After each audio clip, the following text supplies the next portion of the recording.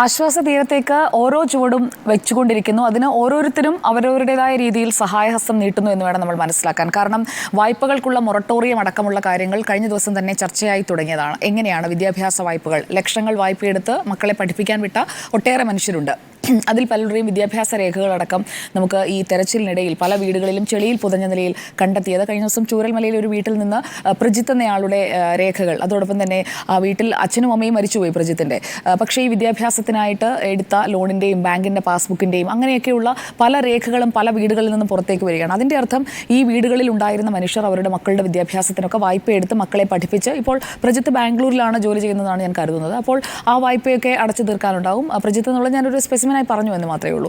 അതുപോലെ പലയിടങ്ങളിലും ഇതുപോലെ മക്കളെ പഠിപ്പിക്കുന്നതിന് വേണ്ടി വായ്പയെടുത്ത മനുഷ്യരുണ്ട്. അത് എഴുതി തള്ളാൻ ഈ ദുരന്ത നിവാരണ നിയമത്തിലെ 13ാമത്തെ വകുപ്പ് അനുസരിച്ച് സാധിക്കുന്നതാണ്. എന്നാൽ മറ്റു വായ്പകളുണ്ട്. ഇപ്പോൾ കാർഷിക വായ്പയും ഇതോടൊപ്പം ചേർത്ത് വയ്ക്കാൻ കഴിയും. മറ്റ് തരത്തിലെടുത്തിട്ടുള്ള വായ്പകൾ, കൈവായ്പയായി പലയിടങ്ങളിൽ നിന്ന് വാങ്ങിയിട്ടുള്ള ആളുകളുണ്ടാകും. അതുപോലെ പലിശയ്ക്ക് പണം എടുത്തിട്ടുള്ള ആളുകളുണ്ടാകും. കാരണം പല വീടുകളും നമ്മൾ ശ്രദ്ധിച്ചാൽ മനസ്സിലാക്കാൻ കഴിയും. പല വീടുകളും നിർമ്മിച്ചിരിക്കുന്നത് ഈ കഴിഞ്ഞ ഒരു 3-4 വർഷത്തിനിടയിലാണ്. പുതിയ വീടുകളാണ്. തകർന്ന വീടുകളുടെയൊക്കെ അവശിഷ്ടങ്ങൾ അല്ലെങ്കിൽ പാതിയായി നിൽക്കുന്ന, പാതി പൊളിഞ്ഞ വീടുകളൊക്കെ നമ്മൾ കാണുമ്പോൾ ഇരുനില വീടുകളിൽ പലതും പണിതിരിക്കുന്നത് ഈ പ്രളയത്തിന് ശേഷമാണ്, അല്ലെങ്കിൽ ഒരു 2020 ശേഷം പണിത വീടുകളാണ് ഭൂരിഭാഗവും, അല്ലെങ്കിൽ പുതുക്കി പണിതവയാണ്. അവയ്ക്കൊക്കെ വേണ്ടി വായ്പ എടുത്ത മനുഷ്യരുണ്ടാകും. അവർക്കൊക്കെ എന്ന് പറഞ്ഞു കഴിഞ്ഞാൽ ആ കുടുംബത്തിലൊക്കെ ഇനി 1-2 പേരായിരിക്കും അവശേഷിക്കുക. അച്ഛനും അമ്മയും മരിച്ചു പോയിട്ടുണ്ടാകും. അങ്ങനെ പലതരത്തിലുള്ള ദുരിതബാധിതരാണ് അവിടെയുള്ളത്. അവർക്ക് എങ്ങനെയാണ് ആശ്വാസം നൽകുക എന്നതിൻ്റെ ആദ്യത്തെ പടിയായിട്ടാണ് കേരള ബാങ്കിൻ്റെ ചൂരൽമല ശാഖയിലെ വായ്പകൾ എഴുതിത്തള്ളാനുള്ള ഈ തീരുമാനത്തെ നമ്മൾ കാണേണ്ടത് എന്നതാണ് എനിക്ക് പറയാനുള്ളത്. മാത്രമല്ല, മറ്റ് പൊതുമേഖലാ ബാങ്കുകളെ സമീപിച്ചിട്ടുള്ളവരും ഉണ്ടാകും. എല്ലാവരും കേരള ബാങ്കിൽ നിന്ന് ആകണം എന്നില്ല. മറ്റ് പൊതുമേഖലാ ബാങ്കുകളിൽ നിന്നൊക്കെ വായ്പ എടുത്തിട്ടുള്ളവരുണ്ടാകും. അതുപോലെ മറ്റ് ചിട്ടി അങ്ങനെയുള്ള സംവിധാനങ്ങളിൽ നിന്ന് എടുത്തിട്ടുള്ള ആളുകളുണ്ടാകും. അപ്പോൾ ഈ മരിച്ച ആളുകൾക്ക് അത് തിരിച്ചടയ്ക്കുക എന്ന് പറയുന്നത് പ്രായോഗികമല്ലല്ലോ. മരിച്ച ആളുകൾ ഒഴിവാക്കുന്നു. അതോടൊപ്പം തന്നെ ജീവിച്ചിരിക്കുന്ന ബാക്കിയായ മനുഷ്യർക്ക് അവർക്കുള്ള കടബാധ്യതകൾ അതെത്രയാണ് എന്നുള്ളത്, ഓരോരുത്തരുടെയും ദുരന്തത്തിൻ്റെ ആഘാതം ഓരോരുത്തരിലും ഉണ്ടാക്കിയിരിക്കുന്നത് പലതരത്തിലാണ്. സാമ്പത്തിക ആഘാതത്തെക്കുറിച്ചാണ് ഞാൻ പറയുന്നത്. അപ്പോൾ ആ സാമ്പത്തിക ആഘാതം എത്രയാണെന്ന് തിട്ടപ്പെടുത്തുന്നതിനുള്ള കൃത്യമായ ഒരു സംവിധാനം ഉണ്ടാകണം. അത് ഈ ക്യാമ്പുകളിൽ കഴിയുന്ന ആളുകൾക്കറിയാം.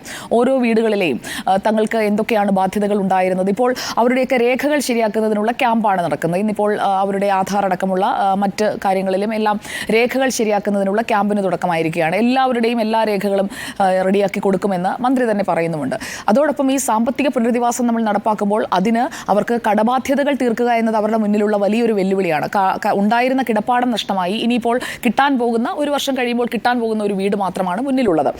മറ്റ് കാര്യങ്ങളെല്ലാം, അതായത് അവർക്കുണ്ടായിരുന്ന കൃഷിയിടം, അതെല്ലാം എങ്ങനെയാണ് നികത്താൻ പോവുക എന്നതുകൂടി നമുക്ക് കാണേണ്ടതുണ്ട്. കാരണം കൃഷി നടത്തുന്നതിന് ആവശ്യമായിട്ടുള്ള ഉപകരണങ്ങൾ വാങ്ങുന്നതിന് വായ്പ എടുത്തിട്ടുള്ളവരുണ്ടാകും. കാർഷിക ഉപകരണങ്ങൾ വാങ്ങുന്നതിന്, കാർഷിക ഉപകരണങ്ങളുടെ വലിയ നഷ്ടമുണ്ടായതിനെക്കുറിച്ച് ഞാൻ കഴിഞ്ഞ ദിവസം സൂചിപ്പിച്ചിരുന്നു. കാർഷിക ഉപകരണങ്ങൾ ഏകദേശം ഒരു 68 ലക്ഷത്തിൻ്റെയെങ്കിലും ഉപകരണങ്ങളുടെ നഷ്ടം മാത്രം ഉണ്ടായിട്ടുണ്ട്. അപ്പോൾ ഈ 3 വാർഡുകളിൽ 10, 11, 12 ഈ 3 വാർഡുകളിലായി ഉണ്ടായിട്ടുള്ള നഷ്ടം തിട്ടപ്പെടുത്തുക, അതിന് അനുസരിച്ചുകൊണ്ട് അതിൽ സഹായിക്കാൻ പറ്റുന്നത്, ഇപ്പോൾ കേരള ബാങ്ക് നല്ല ഒരു ഉദാഹരണമാണ് മുന്നോട്ട് വെച്ചിരിക്കുന്നത് എന്നുള്ളത് വ്യക്തമാണ്. അത് നമ്മൾ അംഗീകരിക്കുകയും വേണം. ചൂരൽമല ശാഖയിലെ വായ്പകൾ എഴുതിത്തള്ളും എന്നുള്ള ആ പ്രഖ്യാപനം. അതുപോലെ തന്നെ മറ്റ് ബാങ്കുകളുടെ ഭാഗത്തു നിന്ന് ഇപ്പോൾ ഹൈക്കോടതി എല്ലാ വെള്ളിയാഴ്ചയും ഈ ഉരുൾപൊട്ടലുമായി ബന്ധപ്പെട്ട കേസുകൾ, ഹർജികൾ കേൾക്കുമെന്നാണ് പറഞ്ഞിരിക്കുന്നത്. കഴിഞ്ഞ ദിവസമാണ് ഈ പരിസ്ഥിതി ഓഡിറ്റ് വേണമെന്ന് ജസ്റ്റിസുമാരായ AK ജയശങ്കരൻ നമ്പ്യാരും VM ശ്യാംകുമാറും എന്നിവരടങ്ങുന്ന ബെഞ്ച് പറഞ്ഞത്. അതേ ബെഞ്ചിന് മുന്നിലേക്കാണ് ഈ വരുന്ന വെള്ളിയാഴ്ച 16-ാം തീയതി വയനാട് ഉരുൾപൊട്ടൽ ദുരന്തവുമായി ബന്ധപ്പെട്ട് സമർപ്പിച്ച വിവിധ ഹർജികൾ വരുന്നത്. അതിൽ ഈ ദുരന്തബാധിത മേഖലയുടെ ആഘാതം പഠിക്കുന്നതടക്കമുള്ള പല പല ആവശ്യങ്ങൾ പല ഹർജികളിലായി അവരുടെ മുന്നിലേക്ക് വരികയാണ്. അതിൽ കോടതിയുടെ ഭാഗത്തു നിന്ന് ഇപ്പോൾ മാധ്യമങ്ങളോടും വിവരങ്ങൾ തേടുന്നുണ്ട്. അങ്ങനെയുള്ള വിവരങ്ങൾ നമ്മുടെ മുന്നിലേക്കും, എന്തൊക്കെയാണ് നിങ്ങൾ അവിടെ നേരിട്ട് കണ്ടത്, അവിടെ എന്തെങ്കിലും കോടതിയുടെ ഇടപെടൽ വേണ്ട കാര്യങ്ങൾ എന്തെങ്കിലും നിങ്ങൾക്ക് സജസ്റ്റ് ചെയ്യാനുണ്ടോ എന്നതടക്കമുള്ള കാര്യങ്ങൾ നമ്മുടെ മുന്നിലേക്കും വരുന്നുണ്ട്. അപ്പോൾ അങ്ങനെ എല്ലായിടങ്ങളിൽ നിന്നും സർവ്വതല സ്പർശിയായി ഈ കാര്യങ്ങൾ നടപ്പാക്കണം എന്നുണ്ടെങ്കിൽ ഈ സാമ്പത്തിക ആഘാതം ആദ്യം പഠിക്കണം. അത് പ്രത്യേകം തന്നെ അതൊരു കാറ്റഗറി എന്ന രീതിയിൽ തന്നെ അടയാളപ്പെടുത്തണം. ഓരോരുത്തർക്കും ഉണ്ടായിട്ടുള്ള വായ്പകൾ എടുത്തുകൊണ്ടുള്ള, അല്ലെങ്കിൽ മറ്റു കാര്യങ്ങൾക്കായി അവർ ചെലവാക്കിയിട്ടുള്ള അങ്ങനെ ഒരു കൃത്യമായിട്ടുള്ളൊരു പട്ടിക ഉണ്ടാകണം. അല്ലാതെ വീട് നഷ്ടപ്പെട്ടു, കൃഷിയിടം നഷ്ടപ്പെട്ടു എന്ന് പറയുന്ന ഒരു ജനറൽ കാറ്റഗറി അല്ല. അതിനുള്ളിൽ സബ് കാറ്റഗറി കാറ്റഗറീസ് വേണം. ഇതുപോലെ വായ്പ, അതിൽ വിദ്യാഭ്യാസ വായ്പ, കാർഷിക വായ്പ, സ്വർണ്ണപ്പണയ വായ്പ, അങ്ങനെ പലതരത്തിൽ ഇപ്പോൾ സ്വർണ്ണാഭരണങ്ങളൊക്കെ ചെറിയ ചെറിയ പാത്രങ്ങളിലാക്കി വെച്ചിരിക്കുന്ന 1-2 പവൻ മാത്രമൊക്കെ ഉള്ള അങ്ങനത്തെ മനുഷ്യരുണ്ടല്ലോ ഈ കൂട്ടത്തിൽ. പല സാമ്പത്തിക തട്ടുകളിൽപ്പെട്ട ആളുകളാണ് ഈ ദുരന്തത്തിൽ പെട്ടത്.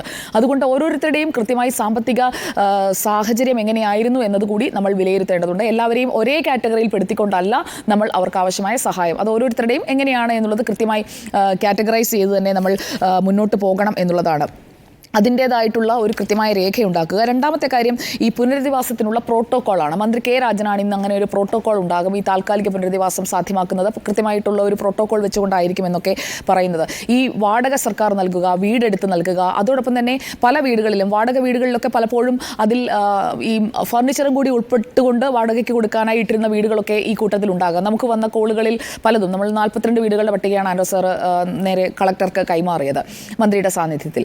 അപ്പോൾ ഈ വീടുകളിൽ ചിലതിൽ വീട്ടുപകരണങ്ങൾ ഉണ്ടാകും, ചിലതിൽ വാങ്ങേണ്ടി വരും. അപ്പോൾ ആ വീട്ടുപകരണങ്ങൾ ലഭ്യമാക്കാനും ഉള്ള ഒരു മുൻകൈ എടുക്കുമെന്ന് മന്ത്രി പറഞ്ഞതിനെ ഞാൻ നല്ല രീതിയിലാണ് കാണുന്നത്. കാരണം അതൊക്കെ നമ്മൾ ചെയ്തു കൊടുക്കേണ്ടതാണ്. ഇവരല്ലാതെ എവിടെ പോയി വാങ്ങാനാണ്? 300 രൂപ വീതം 2 പേർക്ക് വീട്ടിൽ കൊടുത്തു കഴിഞ്ഞാൽ ഈ സാധനങ്ങളൊക്കെ വാങ്ങി അവർക്ക് ജീവിച്ചിരുന്നത് പോലെ തന്നെ ജീവിക്കാൻ കഴിയില്ലല്ലോ.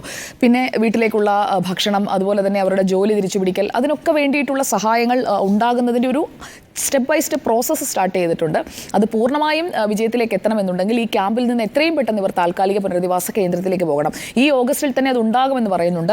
ഇന്നിപ്പോൾ 12-ാം തീയതിയാണ്. ഇനിയുള്ള ദിവസങ്ങൾ എന്ന് പറയുന്നത് വളരെ പ്രധാനപ്പെട്ടതാണ്. ക്യാമ്പിൽ ഇത്രയും ദിവസമായി കഴിയുന്ന ആളുകളാണ് എന്നുള്ളത് നമ്മൾ പ്രത്യേകം ഓർക്കേണ്ടതുണ്ട്. ക്യാമ്പിൽ ഓരോ ദിവസവും കൂടുതൽ ചെലവഴിക്കുന്നത് അവർക്ക് മാനസികമായി ഉണ്ടാക്കുന്ന ആഘാതം വലുതാണ്. ആദ്യ ദിവസങ്ങളിലേതുപോലെയല്ല, ക്യാമ്പുകളിലേക്ക് സാധനങ്ങൾ എത്തിക്കുന്നതിലടക്കം ഉണ്ടാകാൻ സാധ്യതയുള്ള അശ്രദ്ധയും ആലസ്യവും ഒക്കെ വരും ദിവസങ്ങളിൽ എക്സ്പെക്ട് ചെയ്യാവുന്നതാണ്. അതുകൊണ്ട് എത്രയും പെട്ടെന്ന് താൽക്കാലിക പുനരധിവാസം, ആശ്വാസ തീരം എന്ന് പറയുന്നത് ഒരു മരുപ്പച്ചയായി മുന്നിൽ കാട്ടിക്കൊണ്ടേയിരിക്കരുത്. എത്രയും പെട്ടെന്ന് ആ തീരത്തേക്ക് കൊണ്ടുപോവുക എന്നുള്ളതാണ് ഈ വിഷയത്തിൽ എൻ്റെ അഭിപ്രായം.